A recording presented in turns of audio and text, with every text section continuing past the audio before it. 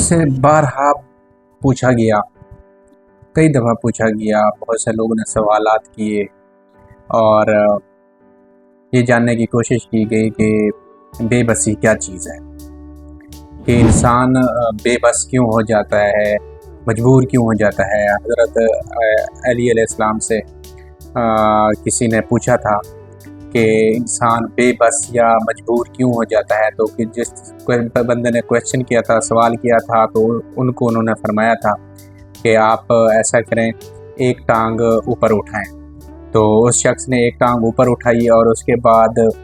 तो साथ ही फरमाया कि आप अब दूसरी टांग भी उठाएं। तो साफ ज़ाहिर इंसान एक ही टांग उठा सकता है या एक ही पाँव के ऊपर खड़ा रह सकता है, दूसरे पाँव के ऊपर तो मजबूरी है। तो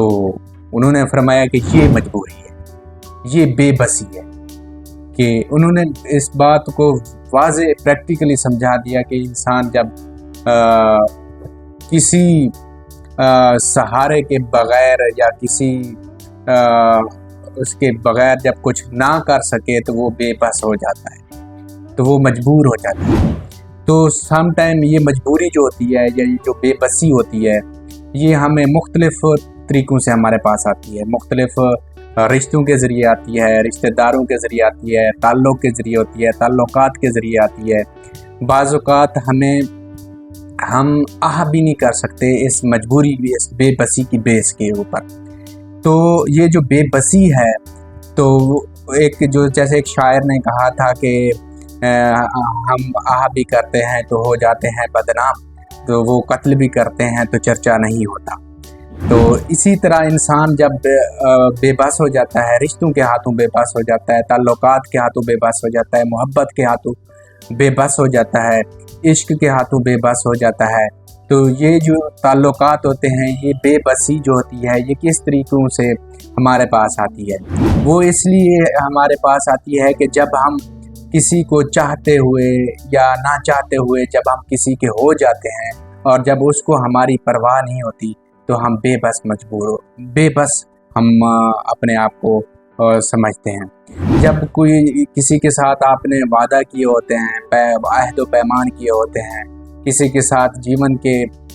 सारे रास्ते आपने किसी के लिए खोल दिए होते हैं, तो जब वो आपकी कोई बातें या कोई रास्ते या कोई आपकी चीज़ नहीं मान रहा होता या उसको एक्सेप्ट नहीं कर रहा होता, तो इंसान बेबस हो जाता है, मजबूर हो जाता है। तो इसी तरह जो है ना, इस बेबसी से या इस आलम से निकलने के लिए इंसान को चाहिए कि दो चीज़ों के ऊपर अमल करना चाहिए। एक तो किसी के ऊपर भरोसा नहीं करना चाहिए या किसी के ऊपर रिलाय नहीं करना चाहिए, किसी के ऊपर इन्हिसार नहीं करना चाहिए। दूसरा, ऐसी मोहब्बत नहीं करनी चाहिए जो वन साइडेड हो। ट्रू लव्स जो होती है, जो एक्चुअल मोहब्बत होती है, वो वन साइडेड नहीं होती। जो वन साइडेड मोहब्बत होती है, जो इंसान को खोखला कर देती है या मजबूर कर देती है, बेबस कर देती है। जहाँ तक मेरा निचोड़ है या जहाँ तक मेरा इस बात का ताल्लुक़ है, हमें जो है ना वन साइडेड जो मोहब्बत है उससे गुरेज करना चाहिए और रिश्तों के तक़द्दुस की जो बहाली है या जो रिश्तों का जो तक़द्दुस है, जहाँ पामाल होता है, वहाँ यही होती है कि मोस्टली वन साइडेड मोहब्बत होती है। हम जो वन साइडेड मोहब्बत होती है वो इंसान को ज़लील कर देती है, रुसवा कर देती है